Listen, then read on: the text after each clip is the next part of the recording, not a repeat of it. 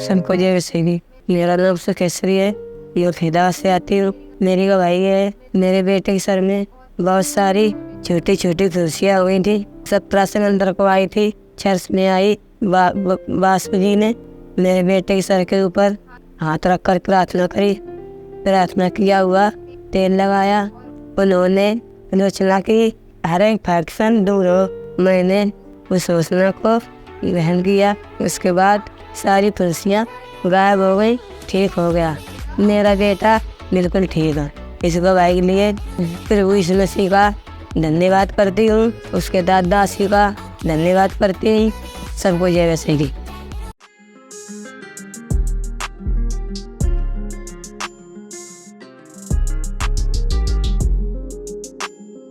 आप सबको जय मसीह की। मेरा नाम आशीष कुमार है, मैं फरीदाबाद से आता हूँ। मेरी गवाही ये है कि मेरे कंधे में, दोनों कंधे में 3-4 महीने से बहुत ज़्यादा दर्द होता था और मैं बहुत परेशान था। जब 15 तारीख को लेहन हो रहा था तो पास्टर जी ने हमारे सर पे हाथ रखा और कंधे पे हाथ रख के प्रार्थना किया और उस घोषणा को मैंने रिसीव किया और मेरा दर्द सही हो गया। इस गवाही के लिए मैंने प्रभु यीशु मसीह को धन्यवाद करता हूँ और उनके दास दासियों को धन्यवाद करता हूँ। आप सबको जय मसीह की।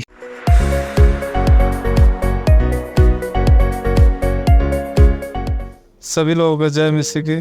मेरा नाम महेंद्र है और मैं फरीदाबाद से आता हूँ। मैं जिस कंपनी में जॉब करता था उसमें जो है कि काफ़ी दिन से मेरा सैलरी नहीं बढ़ा था और इस बात के लिए हम परेशान थे। कई बार बोला भी था कि सैलरी बढ़ा दो, सैलरी बढ़ा दो, लेकिन पर कोई सुनवाई नहीं हुआ। एक दिन पास्टर जी ने घोषणा किया था, तो देख रहा हूँ कि सबका सैलरी बढ़ रहा है। इस बात को मैंने रिसीव किया और अपने ऊपर लिया और बढ़िया बेहतरीन तरीके में मेरा सैलरी बढ़ गया।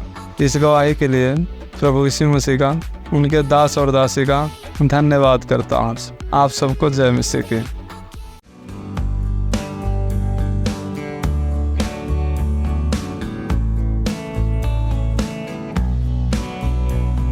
आप सभी को जय मसीह की। मेरा नाम काजल, मैं फरीदाबाद से आती हूँ। मेरी गवाही है कि 4 साल से मेरे सिर में दाने थे और वो दाने ठीक नहीं होते। मैं दवाई करवाती थी, मेरे मम्मी पापा दवाई करवाते थे, लेकिन कुछ दिन के लिए ठीक हो जाते थे, फिर वो हो जाते थे। इस वजह से मेरे मम्मी पापा बहुत परेशान थे।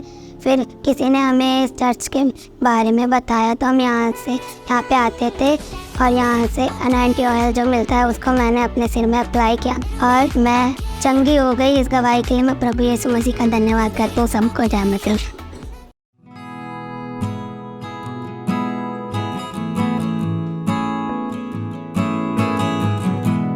आप सबको जय मसीह की। मेरा नाम रेखा नाम है, मैं फरीदाबाद से आती हूँ। मेरी गवाही ये है 15 साल से पूरे शरीर में दर्द रहता। मेरी तबीयत हमेशा खराब रहती थी। मेरे पति और बच्चों के साथ मेरा संबंध अच्छा नहीं था। मैं प्रार्थना में बैठती थी, हमेशा मेरे करीन से महसूस होता था, अजीब अजीब से आवाजें आती थी। तो ऐसा लगता था कि कोई दरवाजे में खटखटा रहा है, मेरे पीछे कोई खड़ा रहता था। तभी मैंने प्रार्थना करने नहीं छू। मेरे आँखों में, मेरे शरीर में बहुत दर्द रहता था।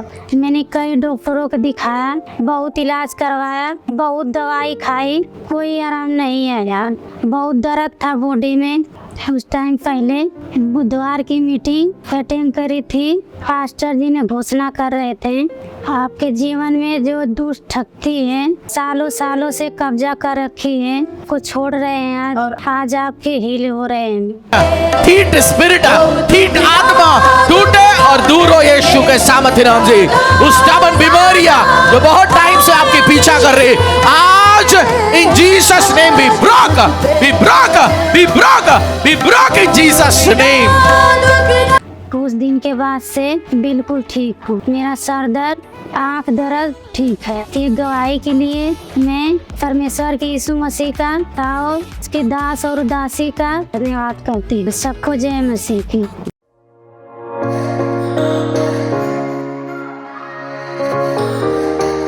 आप सबको जय मसीह की। मेरा नाम रीता है, फरीदाबाद से आती हूँ। मेरी गवाही ये है कि पिछले 15 सालों से मेरे पति शराब पीते थे। इस वजह से बहुत घर में परेशानी होती थी और जो भी कमाते थे नशे में खर्च करते थे। मकान के किराया और राशन पैसा नहीं दे पाते थे। इस वजह से मैं बहुत परेशानी थी। पिछले 9 महीने से मैं लगातार कलीसिया में आ रही हूँ। मैं प्रभु से प्रार्थना करती हूँ, परमेश्वर तू मेरे पति के नशा छोड़ा। पिछले 1 हफ्ते से मेरे पति ने नशा करना छोड़ दिया है। वो व्यक्ति जो एक दिन में 2-1.5 बोतल पी जाते थे, उन्होंने पिछले 1 हफ्ते से नशे के छुआ भी नहीं है। इस गवाही के लिए परमेश्वर का और दासियों का धन्यवाद करती हूँ। आप सबको जय मसीह की।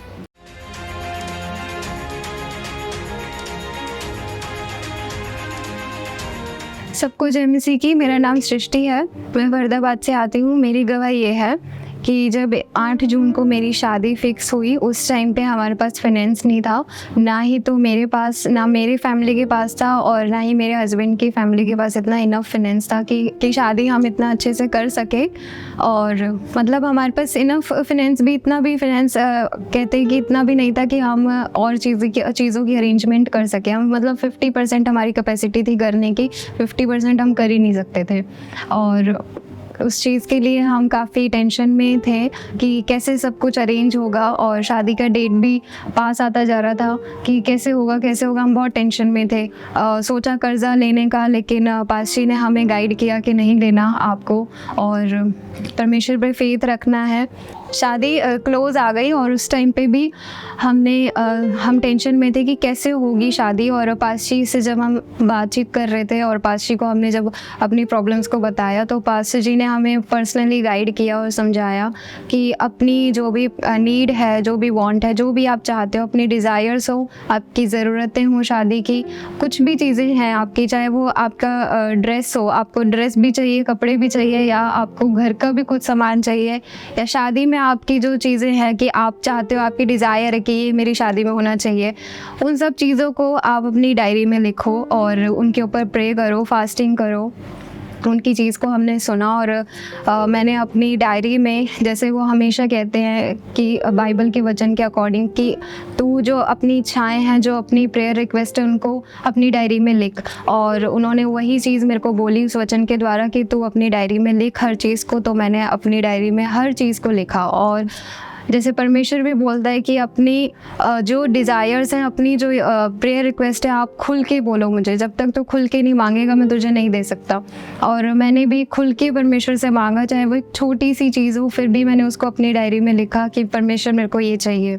और धीरे धीरे मतलब अपने आप ऐसे अरेंजमेंट्स होती गई। मेरे को जो लोगों ने सजेस्ट किया कि अपने कपड़े भी तो रेंट पे ले लें कि फाइनेंस नहीं है, बट मैं नहीं चाहती थी और मेरे को अपना चाहिए था। परमेश्वर ने पता नहीं कैसे ऑटोमेटिकली, मतलब मेरे को भी नहीं पता चला कि फाइनेंस ऐसे अरेंज किया परमेश्वर ने कि मेरे कोई ड्रेस कोई रेंट पे नहीं, और परमेश्वर ने अपनी मेरे को चीज़ें दी। और उस टाइम पे मैंने परमेश्वर का एक वचन सुना था, एक प्रचार सुना था कि जिसमें उन्होंने बोला था कि आप उसके राज्य में भिखारी नहीं हो, आप भिखारियों की तरह आपको नहीं मांगना कि परमेश्वर मेरे को दे, प्लीज़ दे, आपको हक से मांगना है क्योंकि आप उसके बेटे बेटी हैं। मैंने भी उस चीज़ को अपनी लाइफ में अप्लाई किया और मैंने परमेश्वर से हर एक चीज़ को हक से मांगा कि परमेश्वर मैं तेरी बेटी हूँ, मुझे चाहिए। और अगर इंसान अगर अपने बच्चों को अच्छी चीज़ें दे सकता है तो तू तो वो परमेश्वर जिसने पूरी दुनिया को बनाया तो तू मेरे को क्यों नहीं दे सकता। और मेरे लिए तो मतलब मेरे लिए जो चीज़ें बड़ी है, जो मेरे लिए इम्पॉसिबल है वो तेरे लिए पॉसिबल है। तो मैंने हक से मांगा और जब मेरी शादी करीब आई तो मेरी शादी भी स्पॉन्सर हुई। एवरीथिंग जो भी हुआ शादी में सब कुछ स्पॉन्सर्ड था और अपनी साइड से हमें कोई इतना ज़्यादा खर्चा नहीं करने की ज़रूरत पड़ी। और एंड टाइम पे जब शादी का फंक्शन ख़त्म हो गया तब मेरे को गोल्ड चेन जो मेरी हार्ट डिज़ायर थी कि मेरे को चाहिए थी वो मेरे को मिली। और उसके बाद जब हम घर शिफ्ट करने के लिए रेडी थे कि हमें घर शिफ्ट करना है और हमें अपना घर बनाना था, पर हमारे पास कुछ भी सामान नहीं था और हमारी शादी तो हो गई और हमें शादी पे डबल बेड भी मिला था जो गिफ्टेड था। और उसके बाद जब हमारी शादी के टाइम पे हमारे पास एक डबल बेड के अलावा और कुछ भी नहीं था। और मेरी हार्ट डिज़ायर थी, मतलब मेरी बहुत सारी ज़रूरतें थी घर को लेके कि मेरे को किचन का सामान चाहिए, मेरे को घर का ये सामान चाहिए, बहुत सारी चीज़ें थी। और वो जो प्रेयर रिक्वेस्ट जो शादी से पहले मैंने अपनी डायरी में लिखी हुई थी उनके ऊपर कॉन्टीन्यूसली मैं प्रेयर करती रही कि मेरे को चाहिए परमेश्वर, ये चीज़ें तूने दे दी, अब और दे परमेश्वर, ये जो रह गई हैं परमेश्वर वो भी तू मुझे प्रोवाइड कर। और शादी के 4 महीने बाद एक साथ मतलब सारी चीज़ें मेरे घर में आ गई और मैं खुश शौक थी। और मैं अपनी जो खुशी है वो बता भी नहीं सकती क्योंकि एक साथ मेरे पास सारी ब्लेसिंग्स आई, जैसे कि फ्रिज, इन्वर्टर, AC। और नेक्स्ट डे मतलब फिर उसके बाद मैंने सोचा कि अब हम वॉशिंग मशीन ख़रीदेंगे क्योंकि वो तो नहीं मिली है, तो वॉशिंग मशीन लेंगे। और नेक्स्ट डे जब मैं घर पहुंची अपने ऑफिस से तो मेरे को पता चला कि हमें किसी ने वॉशिंग मशीन भी गिफ्ट कर दी और ये सारी चीज़ें जो मेरे को मिली, ये इसके ऊपर मैंने कोई पैसे खर्च नहीं किए, सब कुछ गिफ्टेड था, सब कुछ गिफ्टेड। इवन जो मेरी शादी हुई वो भी गिफ्टेड थी और जो मेरे को सामान मिला, जो मुझे ब्लेसिंग मिली, घर की जो भी चीज़ें थी जो मेरी एक्सपेक्टेशन से बिल्कुल बाहर थी वो चीज़ें मेरे को मिली और सारी गिफ्टेड थी। मतलब मेरे को कुछ खरीदने की ज़रूरत नहीं पड़ी। पांच चीज़ जैसे कहते हैं कि स्ट्रगल है लाइफ उन लोगों के लिए जिनकी लाइफ में यीशु मसीह नहीं है, पर जिनकी लाइफ में यीशु मसीह आ गया उसके लिए लाइफ स्ट्रगल नहीं है। और मेरे लिए भी मैंने ये चीज़ को अपनी लाइफ में ऑब्जर्व किया और रिसीव किया था कि हाँ परमेश्वर मेरे लिए लाइफ स्ट्रगल नहीं होगी। और जो चीज़ें मेरे को 1 दिन के अंदर मिल गई, 2 दिन के अंदर मिल गई, वो चीज़ें खरीदने के लिए शायद मेरे को 10 साल लग जाता अपने आप से खरीदने के लिए। लेकिन परमेश्वर ने मेरे को एक ही दिन में वो सारी चीज़ें ब्लेस कर दिया, एक साथ मेरे को सारी चीज़ें दे दी। और मेरे 10 साल की स्ट्रगल को परमेश्वर ने 1 दिन में ही कन्वर्ट कर दिया, जिसमें मेरे को स्ट्रगल करना ही नहीं पड़ा। कि यीशु मसीह जिसकी लाइफ में है उसकी लाइफ में स्ट्रगल नहीं है, उसके लिए लाइफ स्ट्रगल नहीं है। और यही चीज़ मेरी लाइफ में भी पूरी हुई। और आज ये है कि मेरे पास मेरे घर में सब कुछ है, किसी चीज़ की कोई कमी नहीं है। और मेरी इसी के साथ एक छोटी सी और गवाही है कि मेरे पास एक पुरानी प्रेस थी जो कि ख़राब थी, मतलब सही थी पर कपड़े प्रेस करके वो कपड़े जला रही थी। और फिर मैंने कहा छोड़ो अब इसको, कपड़े ख़राब होंगे, बेटर है कि हम नहीं ख़रीद लेंगे। तो हमने सोचा नहीं खरीदेंगे, बट फिर भी हमारे पास फाइनेंशियल प्रॉब्लम थी तो इस वजह से फिर हमारे पास कुछ गिफ्ट पड़े थे जो हमने खोल के देखे ही नहीं थे शादी से।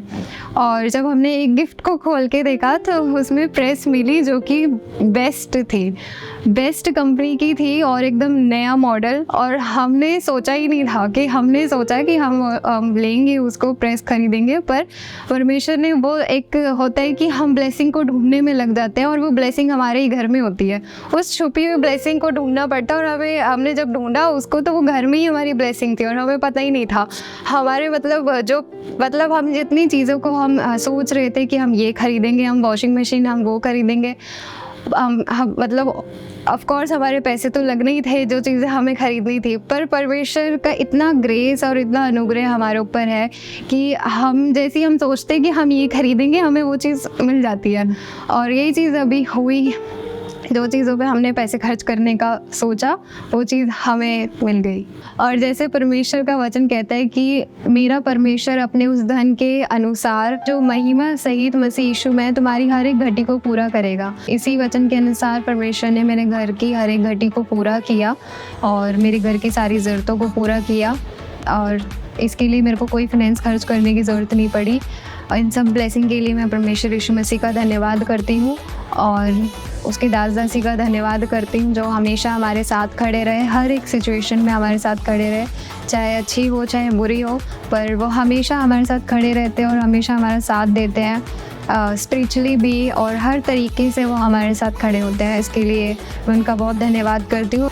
और मैं परमेश्वर का बहुत धन्यवाद करती हूँ कि उन्होंने ऐसे पास्टर्स को हमारे ऊपर नियुक्त किया हुआ है कि जो हमें हमेशा स्पिरिचुअली गाइड करते हैं और हमेशा हमारी हर सिचुएशन में खड़े होते हैं और गाइड करते हैं और वचन के थ्रू हमें समझाते हैं। पासी जो भी इंस्ट्रक्शंस आपको देते हैं, चाहे पर्सनली दें चाहे पुलपिट से दें, आप उन इंस्ट्रक्शन को ज़रूर फॉलो करें, क्योंकि ऐसी इंस्ट्रक्शंस होती है कई बार हम फॉलो नहीं करते तो हमें बाद में पछतावा होता है कि काश हम सुन लेते।